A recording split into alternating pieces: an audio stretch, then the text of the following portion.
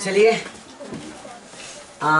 ये आज 9th class का ज्योग्राफी का फर्स्ट क्लास कर रहा हूँ, ठीक है ना। पहला लेक्चर है और भारतीय वन किताब जो भूगोल है उसी का, यही किताब का ऊपर वाला हेडिंग रहता है, ठीक है ना। सबसे पहले इसमें हम लोग को अध्ययन करना है फर्स्ट चैप्टर में भारत की स्थिति और विस्तार, यानी वर्ल्ड में, विश्व में भारत कहाँ पे स्थित है, ठीक है ना, और कहाँ तक ये फैला हुआ है, कहाँ तक ये स्थित है और कहाँ तक ये फैला हुआ है।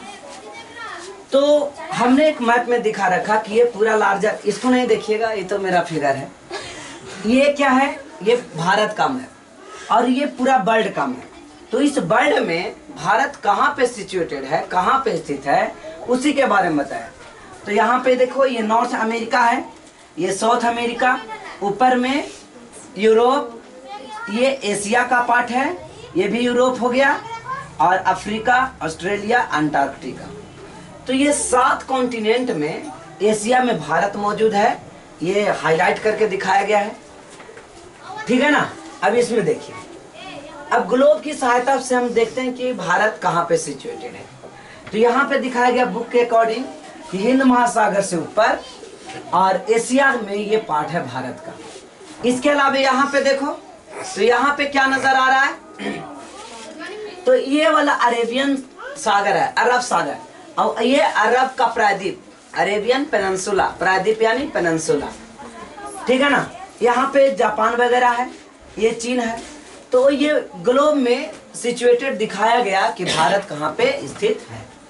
इसके आगे देखिए, तो अब भारत के बारे में, सबसे पहले भारत का हम लोग अध्ययन कर रहे हैं, तो भारत के बारे में पहले देखते हैं। तो इसमें यह बताया जा रहा है कि भारत की गिनती विश्व की प्राचीनतम, यानी सबसे पुरानी सभ्य और सुसंस्कृति देशों में होती है। जितना बढ़िया भारत के निवासी थे, भारत के वासी निवासी थे, सभ्य थे और सुसंस्कृत, इसके अलावा और किसी देश में नहीं था। अगर कोई देश में था तो भारत में उसमें गिना चुना था, ठीक है ना। भारतीय सभ्यता और संस्कृति का प्रचार यानी प्रसार बहुत दूर दूर तक फैला हुआ था। लोग भारत को जानते थे इसकी सभ्य और संस्कृति के कारण। कहता है कि भारत पहला गणतंत्र था। आज जो हम लोग गणतंत्र है ना, पहले गणतंत्र और राजतंत्र, राजतंत्र मतलब राजा का तंत्र हो, सरकार चले, राजा का अधिकार हो, और गणतंत्र मतलब यहाँ पे मुख्यमंत्री, प्रधानमंत्री, राष्ट्रपति, ये सब का इलेक्शन हो, तो उसको हम लोग क्या बोलेंगे, गणतंत्र बोलेंगे। किसी का हस्तक्षेप इस पर न होना गणतंत्र कहलाता है। तो पूछा जाए कि सबसे प्राचीन गणतंत्र कौन सा था, तो लिच्छवी गणतंत्र था। कुछ दिन पहले लुसेंट में आया था लिच्छवी, और लिच्छवी की राजधानी वैशाली है। लिच्छवी की राजधानी वैशाली है ना। कुछ कुछ पॉइंट को भी नोट किया गया है। तो लिच्छवी की राजधानी कहाँ पे, वैशाली, ठीक है ना। और विश्व का प्राचीन सिंधु सभ्यता अविभाज्य भारत का ही अंग था, यानी जब तक भारत विखंडित नहीं था उस समय अविभाज्य भारत का अंग यानी सिंधु सभ्यता था। जैसे आज सिंधु घाटी सभ्यता के बहुत सा स्थल खोजे गए हैं पाकिस्तान में, ठीक है ना, और कुछ कुछ अफगानिस्तान में भी, ठीक है। तो अविभाज्य भारत के अंतर्गत कौन कौन सा देश आता था, तो भारत आता, पाकिस्तान, बांग्लादेश, अफगानिस्तान। अफगानिस्तान में भी सिंधु सभ्यता के 2 स्थल मिले, एक मुंडगाक और दूसरा सुतगोई। बांग्लादेश में ज्यादा नहीं मिला। पाकिस्तान में तो मोहनजोदड़ो, हड़प्पा सबसे विख्यात नाम, ये दोनों भी पाकिस्तान में है। और भारत में इम्पोर्टेंट कालीबंगा और लोथल है। तो ये बताया गया कि अविभाज्य भारत का मतलब क्या है। तो वैसा भारत जो पहले खंडित नहीं था, अब भारत क्या हो गया, खंडित हो गया, तो इतने भागों में बट गया। तो सिंधु घाटी सभ्यता इसी में है, सबसे सुसज्जित सभ्यता, शहरी सभ्यता। आज विश्व में सबसे बड़ा गणतंत्र भारत में, यानी सबसे बड़ा अगर कोई गणतंत्र है तो पूरा विश्व में आज भी कौन है, वो भारत है। भारत ही विश्व का एकमात्र ऐसा देश है जिसके नाम पर एक महासागर का नाम रखा गया। जनरली महासागर 5 है, लेकिन हम लोग वो 4 के बारे में ही अध्ययन किए। सबसे पहले महासागर प्रशांत महासागर, अटलांटिक महासागर, हिंद महासागर, आर्कटिक महासागर। अगर कोई 5 को कहेगा तो प्रशांत महासागर, अटलांटिक महासागर, हिंद महासागर, दक्षिणी महासागर और आर्कटिक महासागर, ठीक है ना, अंटार्कटिक महासागर। अब इस बात को समझिएगा, आर्कटिक है ना, गलत, आर्कटिक महासागर, समझिएगा इस पॉइंट को। ये क्रम से लिखा हुआ है, सबसे बड़ा प्रशांत महासागर, सबसे छोटा आर्कटिक महासागर। तो यहाँ पे हिंदुस्तान के नाम पर एक हिंद महासागर इंडियन ओशन नाम रखा गया है। और इसके अलावा भी कोई भी देश का नाम से किसी प्रकार के कोई भी यहाँ न सागर का नाम, ऐसे सागर के दक्षिण चीन सागर ये सब है, लेकिन महासागरों का नाम नहीं रखा गया, ओशन का नाम नहीं रखा गया। तो हिंद महासागर का नाम रखा गया। ज्ञान विज्ञान के क्षेत्र में, अध्यात्म के क्षेत्र में भारत पूरा विश्व का गुरु कहलाता था, क्योंकि यहाँ वेद मिले। वेद कितने? 4। यहाँ उपनिषद का ज्ञान हुआ, तो उपनिषद 108 का दूर दूर तक फैला हुआ था, उपनिषद के बारे में, वेद के बारे में। और इसके अलावा महाभारत की गाथा जो पूरा विश्व जानता है महाभारत के बारे में, तो ये महाभारत की गाथा भी भारत में ही, रामायण की गाथा भी भारत में ही। इसमें श्री कृष्ण के बारे में और इसमें राम भगवान के बारे में। और ये पंचतंत्र की कहानियां देश विदेश में पढ़ी जाती है। महात्मा बुद्ध के बारे में, महावीर के बारे में, ये सब चतुर्दिश मतलब चारों दिशाएं में ख्याति प्राप्त है। तो महाभारत के रचयिता कौन है? वेद व्यास। महाभारत के रचयिता कौन है? वेद व्यास। और रामायण के रचयिता वाल्मीकि। महाभारत का वेद व्यास, दिमाग नहीं है, महाभारत का वेद व्यास और रामायण का पंचतंत्र का विष्णु शर्मा। पंचतंत्र का विष्णु शर्मा। अब इसके अलावा देखिए गणितीय संख्या, जो गणित में 10, 12, 15 ये सब आविष्कार हुआ, भारत का देन है। दशमलव पत्ती ये भी भारत का देन है। इसकी जानकारी अरब से होते हुए यूरोप तक पहुंची। यानी अरबों ने, क्वेश्चन आता है, अरबों ने दशमलव की पत्ती किससे सीखी? तो भारतीय से सीखी। जब 712 में अरब ने भारत पर आक्रमण किया था, अल हजाज का सेनापति मोहम्मद बिन कासिम, तो उस समय भारत से सीख करके गया था दशमलव पत्ती। इसके पहले वो दशमलव पत्ती के बारे में नहीं जानता, शून्य के ज्ञान के बारे में भी नहीं जानता था। यह आर्यभट्ट का देन है। कौन सा, किनका देन है? आर्यभट्ट। तो दशमलव की प्रणाली गेट, दशमलव की प्रणाली ये सब अरब होते हुए कहाँ तक चली गई? यूरोप तक। हम लोग यूरोप से इसको नहीं सीखा, वेस्टर्न कल्चर नहीं है, ये इंडियन कल्चर है। भारत का प्राचीनतम विश्वविद्यालय अध्ययन करने के लिए लोग तिब्बत से, चीन से, जापान से, यूरोपीय देशों से विद्यार्थी आया करते थे। तो ये सबसे पुराना विश्वविद्यालय, तो सबसे प्राचीन विश्वविद्यालय तक्षशिला विश्वविद्यालय, और ये भी अखंड भारत में था। ऐसे आज ये चला गया पाकिस्तान में, लेकिन पहले तो भारत में था।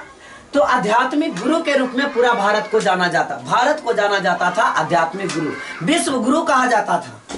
तो ये लोग आते थे अध्ययन करने के लिए, लोग चीन से, जापान से, अमेरिका, उस समय अमेरिका नाम का कोई चीजें नहीं था, है ना, यूरोप से आते थे। अब कहता है यही नहीं, स्थल मार्ग, समुद्र मार्ग से होकर के भारत में गरम मसाला, सूती, रेशमी कपड़े आदि दूर दूर तक पहुंचाए जाते थे। आज भी सबसे ज्यादा मसाला यहीं का ख्याति प्राप्त है। जैसे कार्डमम जगह है, कार्डमम से सबसे बढ़िया इलायची मिलती है पूरा विश्व में। इलायची अगर सबसे बढ़िया इलायची कहाँ मिलेगी, तो वो कार्डमम नामक स्थान पर, जो केरल में है। कार्डमम कहाँ है? केरल। अच्छा से बैठो। तो विश्व इतिहास में महत्वपूर्ण भारत का जो भूगोल है, ये विश्व इतिहास में बहुत महत्वपूर्ण योगदान रहता है, क्योंकि भारत सुसज्जित, सुव्यवस्थित और सुयोग्य है, ठीक है ना। तो महाभारत के रचयिता वेद व्यास, रामायण का वाल्मीकि, पंचतंत्र विष्णु शर्मा, दशमलव पत्ती किससे सीखे? आर्यभट्ट से। और सबसे प्राचीन विश्वविद्यालय तक्षशिला विश्वविद्यालय, ठीक है ना। देखिए यहाँ पे पूरा विश्व 7 महाद्वीपों में डिवाइडेड है। पूरा महाद्वीप कितने भागों में डिवाइडेड है? 7 महाद्वीप, ठीक है ना। सबसे बड़ा एशिया, अफ्रीका, उत्तर अमेरिका, दक्षिण अमेरिका, अंटार्कटिका, यूरोप, ऑस्ट्रेलिया। ऐसे एक जिलैंडिया भी अभी चर्चा में है, लेकिन अभी उस पर अभी शांत रहना ही सही है, अभी उसकी पूरा चर्चा भी नहीं होती। तो 7 महाद्वीप हमने क्रम से लिख दिया। सबसे बड़ा एशिया, उसके बाद अफ्रीका, उत्तरी अमेरिका, दक्षिणी अमेरिका या दक्षिण अमेरिका, अंटार्कटिका, यूरोप और ऑस्ट्रेलिया, ठीक है ना। तो ये क्रम से ऐसे ऐसे बहुत आसान है, इसको आप इस ढंग से भी याद कर सकते। एक सबसे आगे, सबसे ऊपर, तो दूसरा बगल में, ठीक है। एशिया, उत्तर में गलती हो गया सॉरी, एशिया, तो एशिया से नीचे आइए अफ्रीका, फिर उतर जाइए, फिर नीचे आइए और फिर कहाँ जाएंगे, सॉरी और नीचे, और एक बार ऊपर और फिर नीचे, ऐसा ही क्रम है ना। तो ये क्रम से 7 महाद्वीप का नाम हमने लिख दिया, एशिया, अफ्रीका, उत्तरी अमेरिका, दक्षिणी अमेरिका, अंटार्कटिका, यूरोप और ऑस्ट्रेलिया। ठीक है, तो महाद्वीप की संख्या कितनी है, तो महाद्वीप की संख्या 7। और महासागर की संख्या कितनी है, महासागर की संख्या बोलिए 4।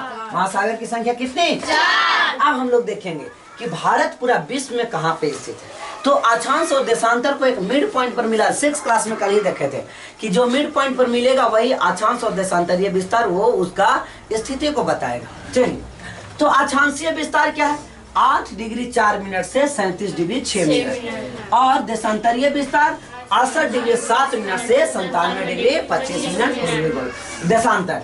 यानी कि स्थिति, अगर इसका सिचुएशन देखा जाए, भारत का सिचुएशन क्या है, तो भौगोलिक दृष्टि से भारत का मुख्य भूभाग 8 डिग्री 4 मिनट से 37 डिग्री 6 मिनट। देखिए, मुख्य भूभाग का मतलब ये वाला मुख्य भूभाग है, ये जो बाउंड्री है ये मुख्य भूभाग, लेकिन यहाँ भी तो है अंडमान निकोबार, इधर लक्षद्वीप है, तो ये मुख्य भूभाग के अंतर्गत में नहीं आता है, मुख्य भूभाग के अंतर्गत में ये नहीं आता है। ठीक है, हाँ अनिश सर को बुला दो तो मुख्य भूभाग के अंतर्गत समझ में आ गया आप लोग को, ब्राइटनेस।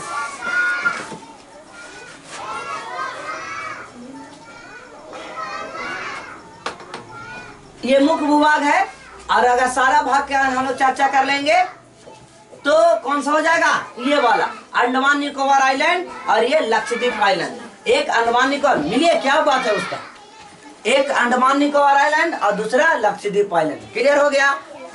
तो मुख्य भूभाग, और धीरे बोलो, मुख्य भूभाग को समझ में आ गया।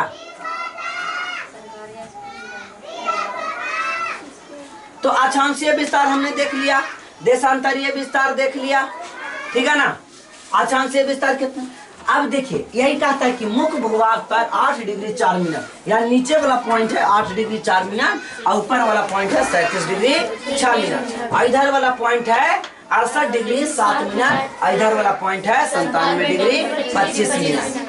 ठीक है, 2004 में इसके दक्षिणतम छोर, यानी यहाँ पे अंडमान निकोबार का एक दक्षिणतम सबसे निचली जो छोर था, इंदिरा पॉइंट, ये पानी में डूब गया। इंदिरा पॉइंट कहाँ डूब गया, पानी में डूब। पूछेगा इंदिरा पॉइंट पानी में कब डूब गया, मतलब इंदिरा पॉइंट कब खत्म हो गया, डूब गया, तो आंसर हो जाएगा कब हुआ, 2004 में।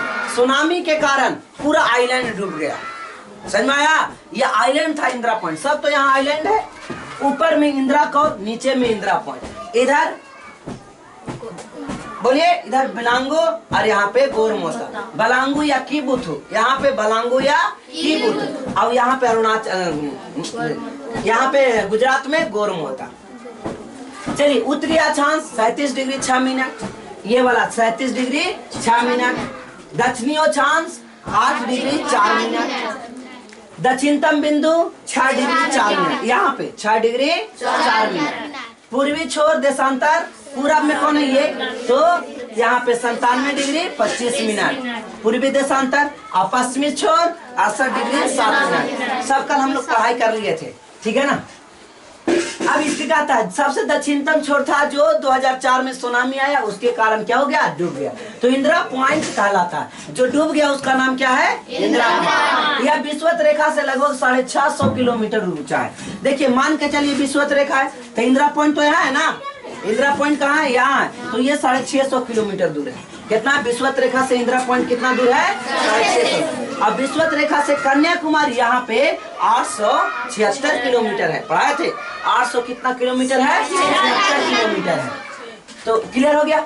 इससे कुछ दूरी पर इंडोनेशिया का सुमात्रा मिलता है। देखिए यहाँ पे और आगे बढ़िएगा तो इंडोनेशिया का सुमात्रा, जावा, सेल्विस आइलैंड, ब्रुनेई, ये सब यहाँ पे मिलेंगे। कर्क रेखा, अब 23.5 डिग्री पर कर्क रेखा, पिछले क्लास में हो चुका था, कर्क रेखा और मकर रेखा। 23.5 डिग्री पर कर्क रेखा और उत्तर में, और 23.5 डिग्री दक्षिण में मकर रेखा। तो उत्तरी अक्षांश पर ये कर्क रेखा, इसको 2 भाग में बांटता है। भारत को लगभग बराबर बराबर दो भागों में डिस्ट्रीब्यूट करता है। कौन? कर्क रेखा। भारत के सबसे उत्तरी सिरा यानी 37 डिग्री 6 मिनट, ऊपर वाला 37 डिग्री 6 मिनट उत्तरी अक्षांश, उत्तर अक्षांश है जो कश्मीर के उत्तरी छोर पर पड़ता है। ये कश्मीर के उत्तरी छोर पर पड़ता है। और दक्षिणतम बिंदु 8 डिग्री 4 मिनट, देखिए 8 डिग्री 4 मिनट, ये कन्याकुमारी है। क्या है? कन्याकुमारी। पूछे कन्याकुमारी किस राज्य में है? तो तमिलनाडु में। कहाँ है? तमिलनाडु में। तो इस प्रकार उत्तर और दक्षिण अक्षांश में लगभग 30 डिग्री का अंतर है। घटा के देखिए 37 है, यहाँ 8 है, तो लगभग 30 का अंतर होगा कि नहीं? तो इसी कारण 30 डिग्री का अंतर अक्षांश और अक्षांश में बदलाव के कारण ठंडा गर्मी यानी मौसम में परिवर्तन देखने को मिलता है। और देशांतर में बदलाव के कारण समय में परिवर्तन मिलता है। कल हुआ था ना, समय का निर्धारण किसके द्वारा होता है? देशांतर के द्वारा। जो तमिलनाडु के कन्याकुमारी में पड़ता है कौन? ये वाला दक्षिणतम बिंदु, ठीक है ना, 8 डिग्री 4 मिनट। इस प्रकार उत्तर और दक्षिण अक्षांश के बीच में कितना का अंतर है? 30 डिग्री का। इसी प्रकार भारत का देशांतरीय विस्तार, तो देशांतरीय विस्तार 68 डिग्री 7 मिनट से 97 डिग्री 25 मिनट। कितना है? 68 डिग्री 7 मिनट से 97 डिग्री 25 मिनट। अब इसको भी घटा लीजिएगा तो लगभग 30 डिग्री का अंतर हो जाएगा। कितना? तो 30 डिग्री उधर अंतर और 30 डिग्री इधर अंतर, ठीक है ना। तो ये गुजरात के पश्चिमी भाग, ये देखिए गुजरात के यहाँ पे पश्चिमी भाग, ये वाला पश्चिम में, और अरुणाचल प्रदेश के पूर्वी भाग। अरुणाचल प्रदेश के पूर्वी भाग को बलांगू या कीबिथु कहते हैं। क्या बोलते हैं? बलांगू या कीबिथु। और गुजरात के सबसे पश्चिम भाग को बोला जाता है गोरमोता। क्या बोला जाता है? गोरमोता। तो कहते हैं गुजरात के पश्चिमी कच्छ और अरुणाचल प्रदेश के पूर्वी छोर, इसके पूर्व से पश्चिम का लगभग 30 डिग्री का अंतर पाया जाता है। अभी जैसा कि मैंने बताया कितना डिग्री का अंतर पाया जाता है? 30 डिग्री का अंतर। अब बताइए, कल हमने बताया देशांतर रेखा द्वारा समय का निर्धारण होता है। देशांतर रेखा द्वारा किसका निर्धारण होता है? समय का निर्धारण होता है। यानी पूरे देशांतर रेखाओं की संख्या कितनी है? तो 360। कितने देशांतर रेखाओं की संख्या है? 360। 1 डिग्री बराबर 4 मिनट होता है। कल भी बताए थे 1 डिग्री बराबर 4 मिनट, तो 30 डिग्री बराबर 120। तो 4 से 30 में गुना कर देंगे, आ जाएगा 120 मिनट। 120 से 60 में भागा दे देंगे, 2 घंटा आ जाएगा। यानी उत्तर प्रदेश यानी कि गुजरात और अरुणाचल प्रदेश में 2 घंटा का अंतर पाया जाता है। कितना देर का? 2 घंटा। यहाँ सुबह पहले होगा तो यहाँ सुबह पहले इधर होगा, सुबह पहले होगा तो यहाँ रात 2 घंटा के बाद होगा। इसके तुलना में समझ में आ गया? तो 30 डिग्री का अंतर पाया जाता है। विस्तार क्या कहता है? भारत एक विस्तृत देश है। भारत एक बड़ा देश है, विस्तृत देश है। समझ में आ रहा है ना? तो इसके उत्तर सिरे 22 डिग्री उत्तरी अक्षांश तक पूरा पश्चिम में बढ़ता गया। अब देखिए समझिएगा 22 डिग्री, थोड़ा सा हम टाइम ले रहे हैं। देखो बेटे 23.5 डिग्री तो आपको समझ में आ गया था कि 23.5 डिग्री कर्क रेखा यहाँ से गुजरती है। तो 23.5 डिग्री के नीचे आ जाओगे ना, तो 23.5 डिग्री से नीचे आओगे तब 22 डिग्री। अब 22 डिग्री पर फैल गया है भारत, देखो फैल गया। अब जैसे जैसे नीचे आएगा तो चपक गया और ऊपरे भी जाके चपक गया। लेकिन 22 डिग्री पर क्या है? फैला हुआ है। यही चीज यहाँ पे लिख रहा है कि 22 डिग्री पर भारत फैला हुआ नजर आ रहा है। इसका विस्तार, इसके सबसे अधिक विस्तार 29-33 किलोमीटर है। इसका विस्तार पूरब से पश्चिम कितना है? 29-33, लगभग 22 डिग्री उत्तर अक्षांश पर मिलता है। 22 डिग्री उत्तरी अक्षांश दक्षिण की ओर बढ़ता है और पूरा पश्चिम विस्तार इसका घटते गया। तो देखिए घटते धीरे धीरे क्या हो गया? कॉन्ट्रैक्ट होते गया, घटते गया। दक्षिण में पहुंचने पर यह मिल जाता है, दोनों एक जगह। यहाँ से एकदम फैला और फैलते फैलते ऐसे होना चाहिए, लेकिन नीचे जैसे नीचे आ रहा है वैसे वैसे मिलते जा रहा है, घटते जा रहा है ना। तो एक जगह ऐसा आया कन्याकुमारी के पास में कि दोनों छोर आकर के मिल गया और भी से आकृति बना लिया। कैसा से? भी से या यू से आकृति बना लिया। दक्षिणतम पहुंचने पर बिंदु जहां बंगाल की खाड़ी और अरब सागर और हिंद महासागर का मिलन हुआ। देखो बेटे ये हो गया अरेबियन सी यानी बंगाल की खाड़ी। अरेबियन सी मतलब बंगाल की खाड़ी, अरब सागर, यहाँ पे बे ऑफ बंगाल, बंगाल की खाड़ी, और नीचे में देखिए इंडियन ओशियन। ठीक है ना? तीनों का मिलन बिंदु जहाँ पे हुआ वहीं पे यहाँ पे मिल, ऐसा जगह को केप कहा जाता है। केप, केप यानी अंतरिप। क्या यानी? अंतरिप। अब पूछेगा अंतरिप किसे कहते हैं? तब स्थल का वैसा निकला हुआ भाग जो तीनों ओर से समुद्र से घिरा हो। ठीक है ना? और इसको अंतरिप बोलते हैं, प्रायद्वीप भी बोलेंगे, अंतरिप बोलेंगे या प्रायद्वीप। तो ऐसा अंतरिप बोला जाता है। यहाँ पे समुद्री जहाज रुकने का जगह होता है। इसलिए आप याद कर रहे होंगे कि जब वास्को ड गामा भारत को खोजने आया था तो केप ऑफ गुड होप से आया था भारत।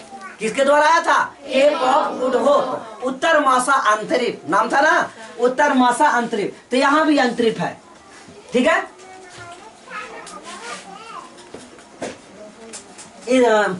दक्षिणतम पहुंचने पर इसका बिंदु के रूप में हो गया। यह नुकीला अंतरिप का निर्माण किया। देखिए यहाँ पे नुकीला बन गया तो ये अंतरिप का निर्माण किया। अब अंतरिप क्या होता है वो लिखा हुआ है, समुद्र के स्थलीय भाग का निकला हुआ भाग जो तीन ओर से समुद्र से घिरा हो। देखो बेटे, एक ओर इधर से समुद्र से घिरा, एक ओर इधर, एक ओर इधर, तो ऐसा को हम लोग क्या बोलेंगे, अंतरिप बोलेंगे, और इसी को प्रायद्वीप भी बोलेंगे। भारत के इसी अंतरिप का नाम कुमारी अंतरिप या कन्याकुमारी अंतरिप है।